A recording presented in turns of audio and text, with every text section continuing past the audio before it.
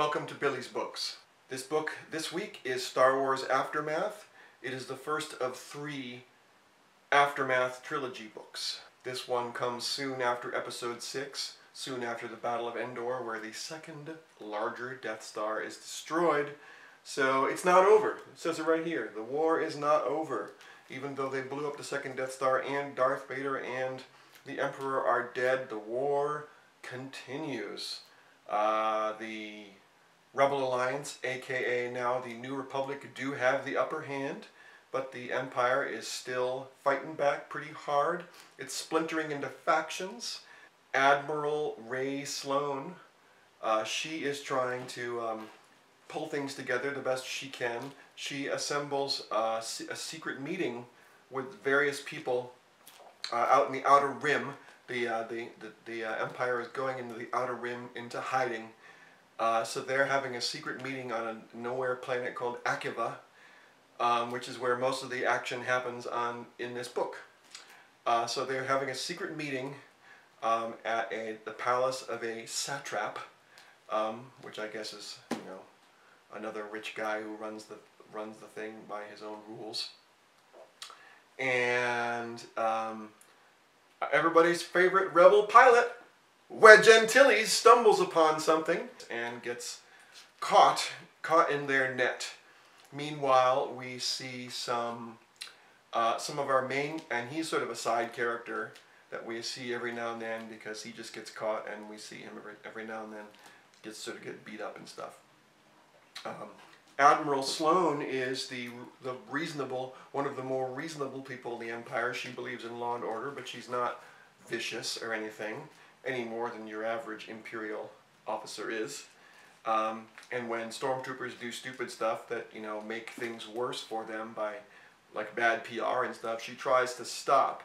But there are more dickish characters in the Empire that she has to deal with, and some of them are at the meeting, and they're all, since there's no Emperor and no Darth Vader, they're all kind of sparring for power, and has in the past not been much of a powerful person, but she's trying to climb, though she still has some sense of decency, for being an Imperial officer and all that. Meanwhile, the characters that we do meet that are supposedly the good guys, there is a bounty hunter, and she has been hired by the Republic to take out one person in this group. I've already forgotten which, because once she realizes there's a whole meeting, she just sort of sees the whole thing as a target, and she's like, if I can get more of these Imperial dudes, I'll get paid even more. And then there's a mother-son conflict. There's a woman, she had joined the rebellion when her husband got dragged away for being a rebel, and so she went to pursue him, and she left her son behind. Her son's pretty bitter, and now he's 14, so he's extra bitter. But he's a clever young man, so he's sort of been making his way on his own while, very surlily complaining about his dad and his mom joining the stupid rebellion. So he's actually a whiz kid. He's really good at with maps, and he's really good at building things and stuff like that. So he has, interestingly enough, an ancient battle droid from way back in the Clone Wars that he has decked out, whatever the word is, uniquely programmed. It's called Mr. Bones, and it's programmed to be really wacky and stuff, so it's not your average battle droid, though he still does say Roger, Roger a lot. And then there's actually an Imperial officer who is just, he's a loyalty officer, which means he tortures people, and he's just trying to get away from it all in this backwards planet called Akiva. So he's at a bar when a brawl breaks out between the very resentful, rebellious people who live there and some real dickish Imperials that show up. And he ends up defending, in an early scene in the book, he ends up defending the rebels because the Imperials are being such jerks, and he can't help but take the good guy's side. So he ends up, by accident, becoming a rebel and joining these forces, but he's still questionable. He's the very clever one who, he has all the witticisms and stuff like that. I didn't take any notes for this book, so this is just a rambling mess. I hope you like it. There's some gangsters on Akiva, because they're in the Outer Rim, there's gangsters are everywhere. And they reveal that the Empire has been, really not being the most up-and-up government you ever saw, kind of corrupt. They, especially as they started losing the war, started working more with gangsters and less through official channels to get their supplies and stuff like that. So stuff goes down in such a way that after a while, the people in the city where this Imperial meeting is happening start getting real uppity. And things start going real wrong for the Empire because they're losing the war.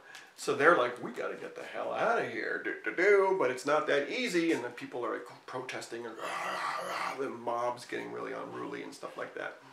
It's pretty exciting, and it's an interesting insight into what happens when people change sides. That Imperial loyalty officer, he's just kind of jumping ship because he realizes, well, the Empire's losing. But he also isn't just like, oh, I used to torture people and now I'm going to join the rebellion, because of course the rebel people who are with him are like pretty suspicious of that. But he does have a lot of internal dialogue about who am I and do I have a soul, and it's very interesting how he deals with that during the whole thing. But he's also very good at reading people, since that's his job, a loyalty officer, getting information out of them. So he's reading these different people he's dealing with, and that's all fascinating as well. Oh, you know what's weird about this book? I'll tell you one more thing, is it's broken down into chapters, but every now and then instead of a chapter there's an interlude where they introduce characters they haven't shown before, and it's usually like a 1 or 2 or 3 page chapter. And at one point in the middle of the book there's an interlude with Han and Chewie, and they get a call that says, oh, we got to go to Kashyyyk now's a good opportunity because there's a changing of guard of the Imperials who are enslaving the Wookiees in the home planet of Kashyyyk. There's a changing of guard, so there's this brief window of time where we can actually make a difference. And Han's like, well, I've got this mission I got to do for the Republic. But then he's like, well, but I'm Han Solo, I can do whatever the hell I want. So he turns the Millennium Falcon around, which makes Chewie very happy, and they head towards Kashyyyk. End of interlude. Haven't seen him since. Book's almost over. So I assume that is a hint about the second book. I don't know, but it's really kind of peculiar. It's just kind of out of place. So there you go. If you can't do, review.